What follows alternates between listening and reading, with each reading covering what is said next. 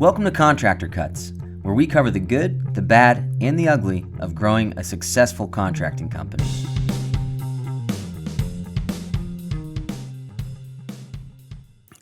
Welcome back to Contractor Cuts. My name is Clark Turner. And I'm James McConnell. Thank you for joining us again this week. So we have taken a little detour for the past few weeks, diving deep into some core processes for level 1 and level 2.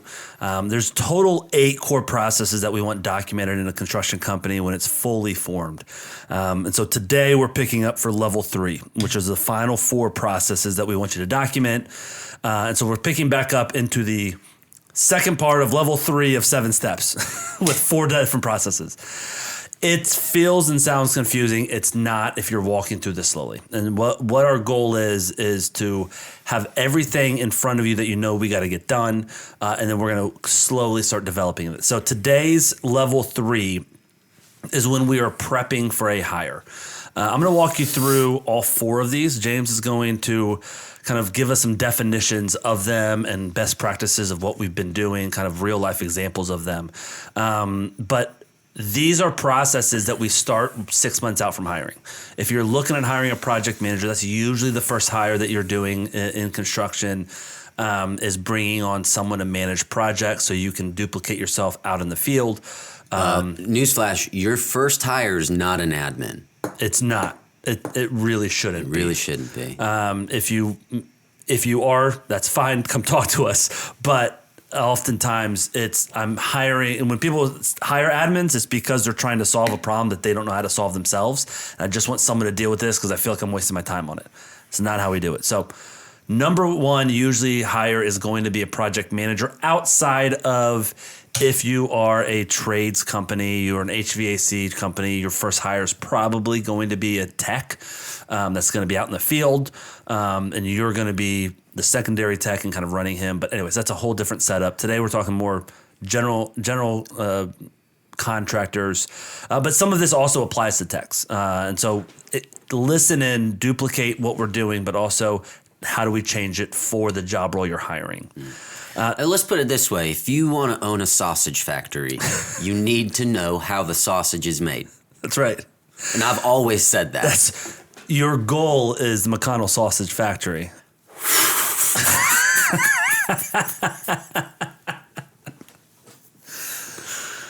Let's riff on this for a minute. On to number 1 process in level 3. All right, so getting back into the processes. Thanks for keeping it clean.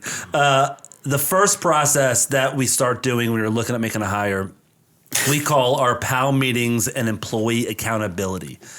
PAL meetings is something that we termed forever ago, which was originally the project manager action list, and we jokingly called it a PAL. This sounded real corporate-y. Real corporate, real cheesy, and 15, 12 years later, whatever it is, it's still called that. It's a PAL meeting. So that's what it is. You ready for your pals, bud?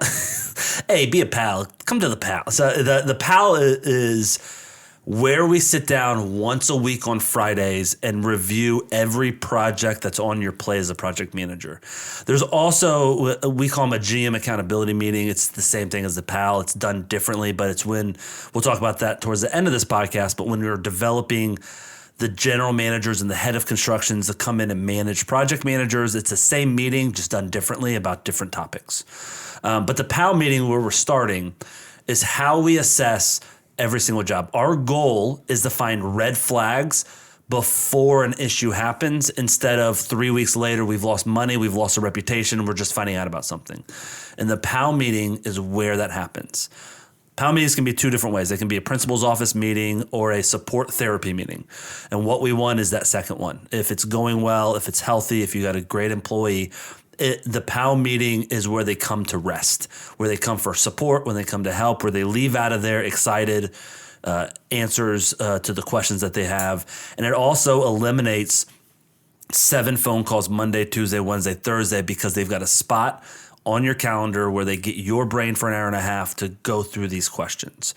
Obviously, there's going to be questions throughout the week, but if we can go from 7 a day down to 2 a day, that's a win with efficiencies. So the PAL meeting is really a 30,000-foot job support, coaching, and accountability meeting. I'm going 30,000 foot and I'm a second set of eyes on your job. So let's kind of run an example. James is my project manager. I've hired him in. On this meeting, he has prepped. He knows the questions I'm asking. And kind of our PAL spreadsheet, our PAL worksheet, I'm not going to go over, but it is a grading system to where everything that I need done in the software to make sure my clients are happy and that the job is progressing has one of three results. Either he did it, he gets a 1. He didn't do it, he gets a 0. Or it wasn't really applicable this week, we leave it blank. A 1 builds your grade, a 0 hurts you, a blank does nothing because it doesn't count. So out of the 12 items that he can be graded on this week, he gets an 8 out of 10. And so he got an 80 on his PAL grade this week. There's 2 that he got 0s on, 8 that he got a 1 on, and then another 2 that were not applicable to him this week. That makes sense? And if you want to get really cute, you can do 0.5. Yeah, like 2 emails a week to the client. Did you do 1? Did you do? Okay, I'll give you 0.5 for sending that communication, but we promised 2 emails a week, and you did 1, right? So there's a 0.5 on that one. So the whole goal, or you failed. You just did 1. Yeah. I'm giving you a 0. That being said, we take this, and we'll talk about this in the second process of how we compensate our employees and our project managers. But this PAL grade is the largest factor in how they get raises. And so there is a financial cost to them if they're not doing their job. And by doing this and by setting this up, and we'll talk about this on the very next process we're about to talk about with employee compensation. But if we set it up well, the PAL meeting is where I'm cheering for you as my project manager to make more money. Right. So we're both in this of like, okay, how do we solve these problems? How do we do it? And it's a game planning per job. All right. What about this? Have you updated your estimated completion date? If it changed from last week, did you send an email? Yes or no? Let's check. I can pull up the software, look at your emails. Yeah, you did. Awesome. You got a 1 on that one. Job photos. Did you upload photos this week? Let's talk about that. Let's look at that. Why? Okay, so you had a question about there. Let's dive into that, right? And so it's not a grading session like you're in the principal's office. It is a conversation starter about all of the important things that what we're doing is building a safety net to where I know that you're communicating with the client. I know you're bringing projection, so I know that you're thinking through next week and the rest of this month. This is diagnostics check. You go in there. Did you get the pictures? No, I didn't. Oh, why? Well, there just really wasn't enough progress between here and there. Just like their pictures are all the same.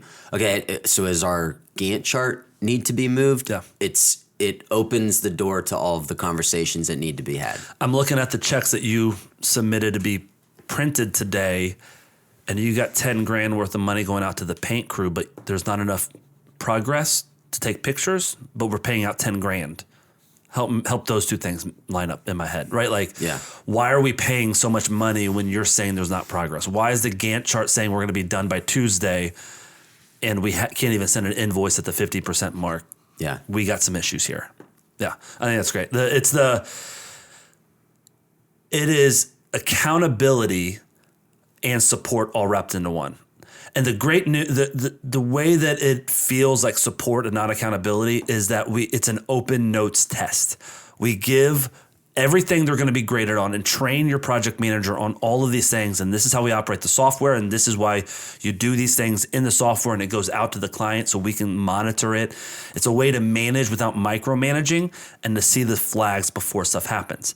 But my project manager knows 10 a.m. Friday morning, I'm coming into Clark's office and he's going to ask me these 12 things about the job. And so Thursday night, sit down in front of your computer, hold that list out that we're going to talk about and cheat. Set yourself up. Like, you can't send 2 emails Thursday night on that, but you got the photos in your phone, upload those. You know that like, I've got to send my second email. It's Thursday. I'm going to go and send it right now to get my 2 emails in. And I'm also, while I'm doing that, I'm going to let them know about the change on the Gantt chart because I know that we got delayed because of the sheetrock wasn't dry, right? Whatever it is. So you've got a cheat sheet. So the PAL grade is literally an effort grade. It is, did you put effort into doing your job? It's not a gotcha. It's not we don't have to pay you. You didn't do that. It's more of like you knew we were going to talk about this today. Like, what's going on in your brain. And a lot of times you can have a week of all 5 jobs that PM's running, and they're all 60, 70, and 80 grades. And that to me is not a failure. When I get 100 week in and week out, and all of a sudden I got a week of 60s and 80s, that's where I move the computer aside and say, what's going on? What's going on? Like, what's happening? And that's when the real conversation starts of like, I mean, my computer's broke. Lord, I hope not. I hope that's not. Why didn't you say something? Well, I know computers cost money. No, like, that's where the conversation of like, I've had guys of like, to be honest, like my wife and I talked about divorce over the weekend. I've not been mentally here, right? And so that's where it's like the support of like, cool.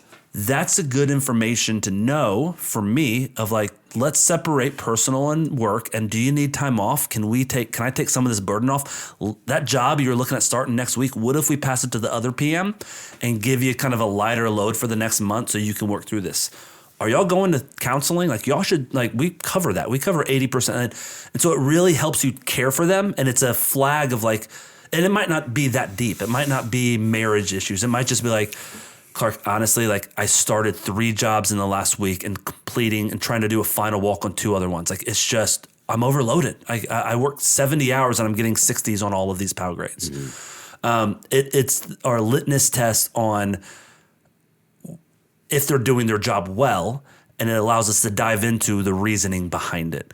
Of like, I'm looking like, I don't see where you even put in 40 hours this week and you're still getting 60s. What's up? To be honest, like I just kind of brain farted and do it. It's like, that's not an answer. Like, that's not okay. Like, let's have a harder conversation. It allows that to where it can turn into a principal's office, but most of the time, there's a good reason why they're not getting good grades. Mm-hmm. I've overloaded them. I haven't trained them. They got terrible crews. And so what we're going to do in the next 14 days is we're each going to interview 5 crews, and we're going to get a couple new ones in here, and you really need a good framer. So let's go after that. And we're making game plans during the PAL meeting on how to really polish the process for you. And what do you need? And how can I train you? And you feel like you're behind on this. Or I remember a good one of a guy saying, to be honest, I have no clue how to pull a permit. I've never done that before. Oh, I didn't even realize like you've never done that. You've been here for 3 months and you've never had a project, and your previous job you didn't do permitting. Yeah. Let's talk about that. Let me train you on that. Like, hey, James, come in here. Can you kind of walk him through City of Atlanta permit? Like, that's the type of thing of like, oh, you were scared to raise your hand, but it's coming out because I can see it. And this would have been, if we didn't have this PAL meeting 3 weeks down the road, the client's sending me a pissed off email. Why is there not any movement, Clark? And I'm saying, I don't know. Let me check with my project manager. He's still in permitting. He's been to the office 7 times and still doesn't know what to do. Let's get him some help, right? And so it's a great meeting, and everyone has a weekly, twice a week meeting with their employees when they hire them. It's not, the problem is, usually it is let's put all of our problems on the table and just kind of war story and talk about how terrible this client is, right? And that isn't what your employees need. They don't need you to lead them in trash talking clients. There's a certain level of camaraderie and shared experience, but your job as the leader is to lead them out of the bad experiences and double down on the good experiences. And how do we make you better this week, going into next week? Incremental steps, right? So that's kind of the first thing we do. And so when you're in coaching and you're getting ready to hire, I'm going to do PALs on you. James is going to do PALs on you, and you're going to feel what it's like on the other side of that. What are your jobs? And I need your software to be perfect. I need you to run your jobs perfect. I need you to set the bar of what a project manager looks like. And when you're getting all 100s on your PALs and you're showing up to those meetings, you're ready to hire. Let's bring someone in because you know exactly the bar you're holding them to, right? Mm-hmm. And we customize. Like I've got our general like residential light commercial PAL meeting. We've also got one that's kind of the higher end commercial. That's a totally different PAL meeting when you're working with the foreman or a super than you are with the project manager. So how do those meetings work? And what does that look like? All of that needs to be defined as to how do I give support and hold them accountable and find the red flags before the job starts. James, final words on PAL meetings. What to you was a surprising benefit of doing these? I mean, when we started, I don't even know where these came up with. It was more, I think it was me, you, and Jared, like early days when y'all were both running jobs and I was kind of head of construction GM role, trying to put down like, hey, what's the stuff that I should be holding you accountable for? And we kind of worked on it together. But like, what to you when you do these well, when you're getting in a rhythm with the project manager, what's your favorite part of these and what's your least favorite part of them? Like in those meetings with those guys, what's the aha moment? This is why we do it. And then what's also like the, oh crap, I'm glad we're doing this moments. Honestly, I enjoy camaraderie. I enjoy cutting up. I enjoy all of that. But the PAL meeting for me is like, let's handle business up front so that we can enjoy the camaraderie. And that's everybody works a little bit different. It's hard for me to want to engage with like just all of the random stuff and tell stories and this, that, and the other when I still have all these questions in my head. Yeah. So I like a template to be able to sit down and be like, let's go through these, bing, bing, bing, and a story starts. I'm like, hold on to that story, make a note or something. Let's get through this. Yep. Something that gives us a really, it's like the vision statement. It's like, for this moment, we're going to get to the end of this. We're going to go through all the jobs. This is the game plan. This is what we're doing. Yep. And then we can, like you said earlier, that can kind of morph depending on how that meeting's going. If there's big red flags that jump out, like hey, we're at the second week of the month and the invoicing that you've been projecting has lagged significantly. Should I expect you to have a crazy week this week and next week? Or are we just behind and we really need to look at the Gantt chart? Or we really need to start talking to some crews because they said that they were going to be done this week, last week, and the week before, and that's not happening. Yeah. Are we both just drinking the Kool-Aid, or is there an actual game plan to close this thing out? It brings up those things a little bit ahead of time, sometimes a lot of bit ahead of time, and it just gives you a springboard to actually deal with those issues instead of having to deal with them retroactively. Yeah. And when the client's pissed off at the PM, who are they calling? You. And so you've had the last 3 weeks, we've talked about this one crew lagging. And so when you get this random phone call, it's not, I got to go meet with my PM for an hour to understand what's going on. I've got a 30,000 foot view week in and week out to where I can handle that phone call and quickly insert myself and then get out of it, right? Yeah. Like I can pop in, hey, let's kind of circle the wagons. And for a client, like I remember when you were PMing and I was a GM, and if a client called me, for me to say, hey, I know that Steve was out there doing X, Y, and Z. James said this, this, and this. James told me, for the client, when they hear that me and you are communicating about their job outside of them, they're like, oh, cool. Y'all got this handled. Like, y'all thought about this stuff, and I'm on top of it, as opposed to, oh, what's happening? No way. What? Yeah. They didn't do. Oh man, let me call and chew James out and figure out what's going. Like, there's this distance that if you're not having these specific meetings, asking these specific things, that you are distancing yourself from the job and you're getting really out of control of your company. And so these allow you to stay and the PAL meeting isn't A, different every single week, and B, I might spend 5 minutes on the first 3 jobs because they're tight, they're ran well, crews are good, homeowners paying, everything's happy.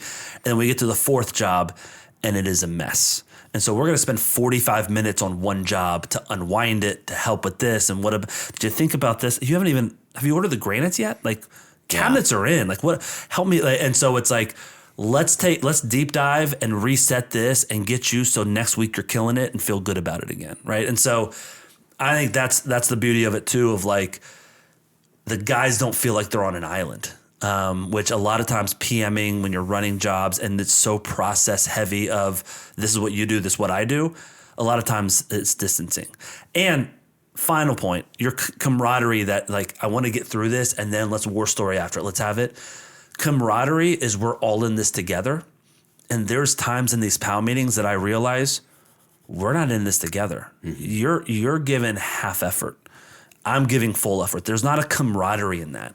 If you've done a school project in high school where you carried the team and 2 kids didn't do a single thing but signed their name on it, that's not camaraderie. That's me carrying the load.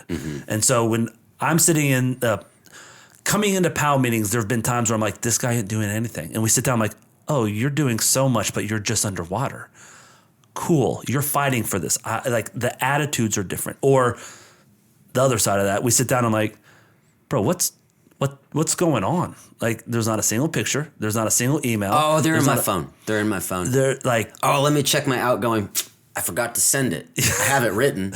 Doesn't do me any good. Yeah. Yeah. And so there's not a lot of camaraderie coming out of that meeting because it's like, we're not in this together. Like I'm trying my hardest to carry your jobs across the finish line, and you're part of the problem, not helping. There's not a lot of war storing and hanging out and camaraderie at that point because it's like we're not comrades. We're not doing this together. This is not a shared experience for us to talk through. So it kind of, if done well, it's going to bring up the performance improvement plan. Like, we need to have this conversation. Or the other side of doing it well is there's going to be camaraderie, teamwork. We're doing this together. This is great. Like, awesome job. You get all the attaboys. If you have a PM that's showing up, not doing PALs well, not caring about it, they won't be working here very long, right? The best employees, the best project managers are excited about these meetings because they get to show their work. They get to get help. They get to dive into your brain and say, I got you for an hour and a half. I know we got to talk about all these jobs, but this one job, it's about to be a fire that's about to start. Like, this is a grease fire waiting to happen. Can you like step in and help me? I need you to call the client. I need you cool, download. Let's do this. Right. It's not about catching you. It's about supporting you. So that's the PAL meeting. That's number one and the most important thing on this list. Like I said, that has to be in place before day one. As we've said in plenty of other times on this podcast, with subs, with employees, however I set the bar at the beginning is what they're going to get to. And they're going to get to about 90% of that bar. And if I set the bar as you kind of have to do it this way, I don't care that much, they're going to be at 90% of that. And so if we start with PAL meetings, week 1, right? And so again, this is when you're onboarding. We're not going to cover this today, but when I'm onboarding a new employee, we kind of got the first day, the first week, the first 3 weeks, the first month, the first second month, and third month planned out. While we're in month 1, you are my assistant. I'm training all of this stuff, and you're running my jobs with me. I do PALs month 1 with my new employee to where he's responsible for the software.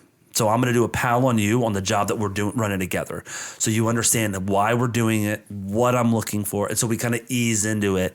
But if you don't have that defined, understood 100%, this is how we do it, my job's run this way, and you hire them in, it's not going to duplicate. Well, it will duplicate. It will duplicate the crappy way that you're running jobs. Yeah. He's going to run it the same way. So that's the importance of prepping for these hires. It's not like, hey, I got some extra jobs. I'm going to hire someone to help me run some of this. That is a terrible hire. We don't hire that way. That's when it's mo money, mo problems. Mo money isn't always mo problems. That's your side single podcast that you're doing by yourself. Mo money, mo problems. Mo money, mo problems with James McConnell. Hey, it's Mo Money, Mo Problems with James McConnell. All right, we're talking to Steve Jobs today, retro. All right, so the second core process in level 3, goal documentation and compensation pay scale. Again, that's less of a process and more of, how employees get paid and how they get raises, as well as setting employee goals and assisting them in achieving it. How do we do that internally? How do I set up a goal documentation, get their buy-in, and build out a compensation package for them? We can spend 2 hours on our compensation scale that we've built out. Let's not.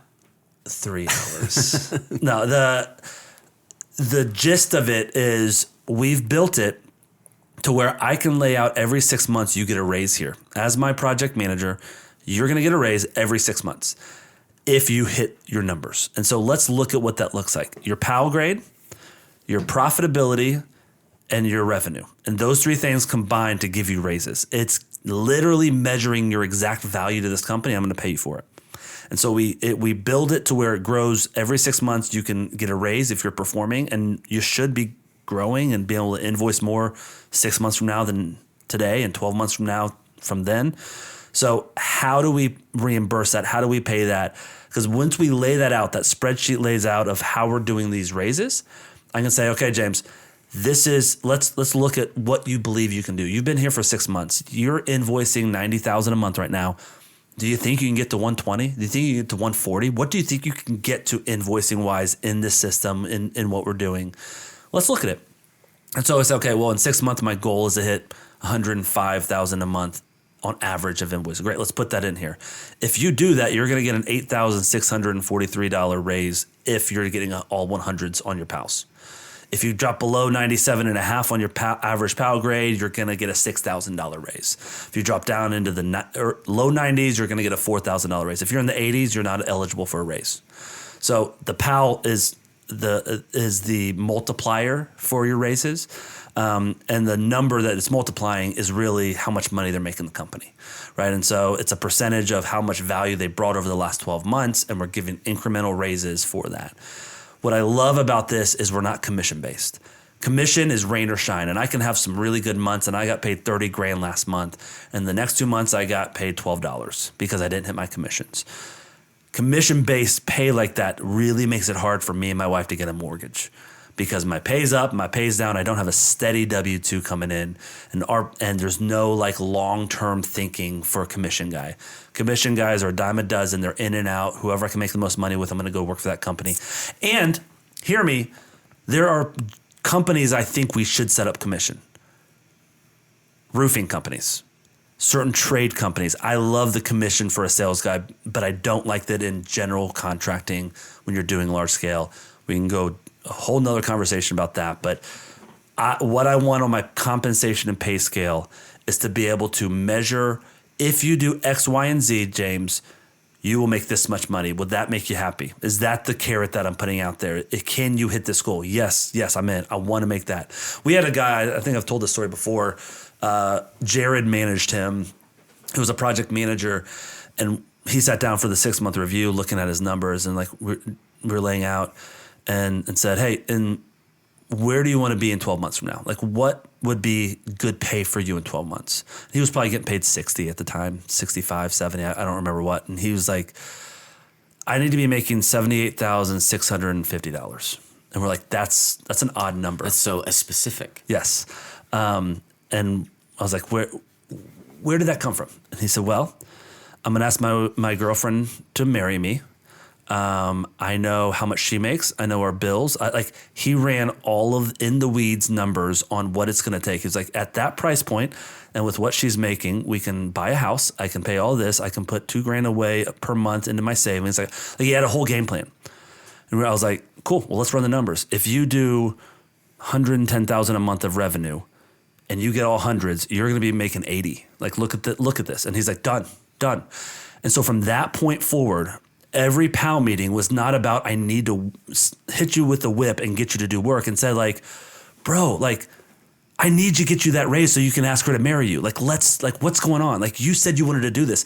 He's bought into the why because our whys align. They're different whys. He's working hard to get that raise. I'm working hard to build a company, but we have the same direction because he's bought into my compensation pay scale. And it's not a matter of you're doing well, let's negotiate how little I can pay you. Instead, I'm like, I need to get you to 80K. I need to get you over that 78K line so you can ask your girlfriend to marry you. So help me help you in this. Like, what's going on? Why aren't you doing this? And so every meeting is a support meeting to get him there. It's not a meeting of, I need you to do better because this is my company and you're costing me money. That's not his problem. His problem is he needs to get a raise. And the opposite side of this, if we get to the 6-month mark and they are not performing, they know 100% I'm not getting a raise because my PAL grades were terrible. And I know that week in and week out that I know my PAL grade's not good. And I'm talking with them like, we got to get you up. We got to get you into the 90s. We got to get you into the 90s on your PAL. Why aren't you doing this on Thursday? So it really helps with that. Now, a lot of questions around this. Whenever we get into this is a very long conversation with coaching clients that are about to hire. There's a lot of detail and deep dives into this, so I'm not covering it all. But the main thing to know about this process is we want to have goals. We want to document the goals of every employee. I need to know their why, what they're going for, and get their buy-in that if we do X, Y, and Z, are you like you're telling me you're going to invoice 110 a month. All right, I'm gonna hold you to it. What do you think your PAL grade? I'm gonna be above a 98 PAL. That's my commitment. Cool. Let's do it. If you do that, you're going to get that raise that you're talking about. And I need to know their goals and how they're going to get a raise. And they need to be able to see it transparently of how they're going to make more money. Right? Yes. Some of that goal setting too is like, I really want to be head of construction one day. Cool. Well, let's talk about that. We've had guys that have spoken what they want here and grow with our company. We've had other guys like, I just love running jobs. Like, I'm going to be a project. Cool.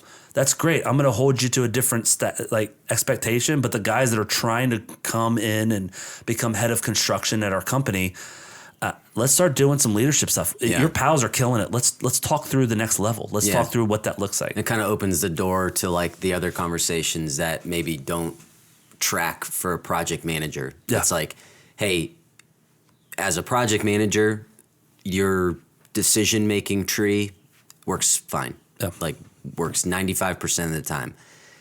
If you want me to consider you for this next role, you need a much more robust tool set. Yeah. And I need to see you thinking along those lines. Like, this was a mistake. You shouldn't have done that. Yep. You should never have said this to that person. That's a mistake. Yeah. Here's why. It opens up an entirely different dialogue for someone that's like, I want to be in that next seat. I want to take that next chair.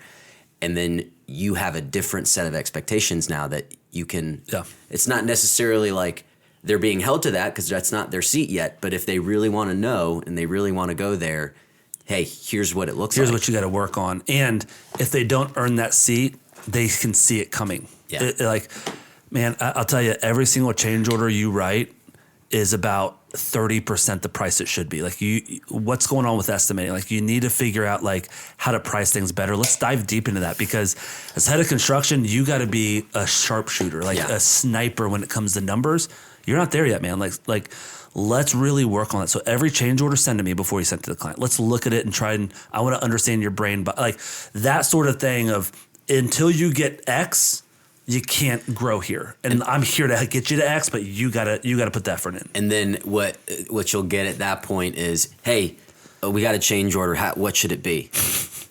No, absolutely not. You've misunderstood the assignment. What do you think it should be? Let's walk down the road. This is about understanding your decision-making process, how you got to where you're going. Show me your work. Yes. And then let's engage in a conversation. I will refine for you. I will not do for you. Yeah. I will not do your job. I will refine your results that you think are ready, right? And so, that's one of my biggest pet peeves. I'm not going to do your job for you. I will refine whatever you want. Bring me an answer, even if you're just making up an answer that you think it should be. I'll tell you right or wrong and kind of dive into the thinking behind it. So that's number 2, the goal documentation, compensation pay. Number 3, this is a really boring one, but it's the office management, right? The processes around the office. Oh, God. Again, you do all this yourself. Like, it's part of just naturally happening, but it's the employee files, the performance improvement plan. How do we do that? The insurance audits, the 1099s, and how do we store that and send that out at the end of the year? Collections, bills, vendor payments. You need to stop. Is this bothering you? Are you stressing? Stop right now. I'll just say office processes. Now on to the next. Yeah, this is the most boring but most important part of the next level, which is all the stuff that I hate doing that is nails on a chalkboard that I'd rather pull my fingernails out than do. We got to have a process so we can train someone on it. Letter to all the people out there that love this. Put that on your resume. I love collections and bill and audits and insurance. I just love it. I can't get enough of it. I own 7 filing cabinets just so I can file things. I have no files and all cabinets. I'm ready for you. Yeah, you're going to get a submission of a resume and we're going to be like, hired. Yeah. All right, so that's an office management plan. Again, that's happening in the background. How are you doing subcontractor paper? Like we've built a software to have all of that in there. You can upload their insurance, but we have to have a process. Like one of the big processes when you get an office manager, a part-time office assistant, whatever that first hire looks like for help at the back end of the office. One of those things are they can't cut a check out of the software until all of the paperwork's in for the vendor, because we can't assign a work order to the vendor until we have it uploaded. So the gatekeeper, the office manager, just can't put they aren't allowed to put a vendor in without the right paperwork. Like for me running a company by myself, I'll just throw a vendor in there. I'll figure out the paperwork later. I'll send him a work order. Oh crap, he's been here for 6 months and I don't have a signed sub agreement. Right. But if you task an office manager, they can't be input until we have these check boxes. That's on you. If you input someone without that paperwork, your job's on the line. And so the office manager is going to hold that line. Like, sorry, guys, I can't do it until you get them to sign this. But I need to send them a work order. Assign it to yourself and show them if they need to see it. But like, I can't put them in the software until I have this paperwork, right? So we're making sure that all of the back end stuff that's going to screw you on the audit, that's going to screw you when someone tries to sue you, that's going to mess you up when there's a insurance claim on a job site, all of that stuff's in order and tracked and is happening. Again, when I'm doing this and then when I'm training this, my enjoyment of the job is very low. But I've got to get through that season to really enjoy the job, because now it's 100% off me. As opposed to on me, I just don't have a plan for it, right? So planning out the office management, how we do collections and bills and vendor payments and job site management of paperwork and, submittals and RFIs, all of those things that you got to do in a company. How do we do it? When you're working for a large commercial GC and you've got to go into their software and do a submittal of invoices monthly on the first of every month, we got to submit this way. Who's doing that? How are we doing it? Let's write a process for that GC that we're working for, right? Is that a lot? Stressing you out. All right, so I'll move past office management for James' sake. He's about to pass out. The final one of level 3, we got PALS, we got compensation and goal documentation, we got office management. The last one is last for a purpose. The last one is leadership development. This is, I've got 4 project managers. I'm looking to hire a head of construction to manage them. This is, I've got 7 techs out on the road, and I'm going to bring in an operations manager that's going to be managing all the techs doing the work. This is on the commercial side. I've got my super and I've got my project manager. I need to bring one level up. That's going to be my head of construction, my head of ground up, my head of tenant improvement, like whatever that next level is above the project managers or above your guys out there. How do we build, grow, hire, and develop those people? And again, this one is our very last process. This is kind of almost level 7, the duplication. Three main things: hiring, training, upper management, financial compensation plan for that person, because they've got 4 project managers that they're in charge of. They can't be making $80,000 when their PMs are making $150,000. Like, how do we compensate them well?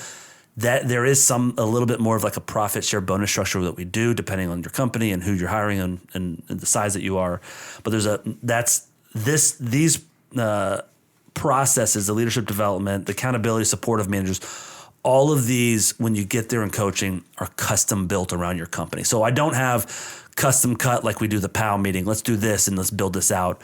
For the leadership development, we need to hire and train upper management, financial compensation for them, and accountability and support of managers.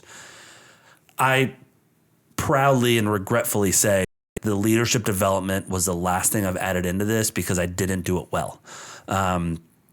Despite my failings, you moving up and the other guys that have moved into that position have done well despite me. But the accountability and support, what you do as an owner, I've been grinding for 15 years. I'm finally replacing myself. I'm moving up, and so I'm just gonna dip out because I don't want to do stuff, right? And so it's a definition of how do I stay engaged and keep my thumb on the pulse of the company, and understand and keep that person accountable while they're leading my company? And how do I compensate them? How do I manage them? And how do I not micromanage and keep stepping back in, but have a separation of me from them to let them lead the company, yet I still have my thumb on the pulse of what's happening here, right? So it's the most important final step to be able to replace yourself in managing others when you're moving in a head of construction or even a general manager to replace you. But it's such a crucial part of make or break for the company. So that's it. Those are the 4 different processes in level 3 that we cover once you get into that. Again, all these processes are for executive level clients. You got to be an executive to go into the hiring in these 4 processes because it's so time intensive and we customize it around your company.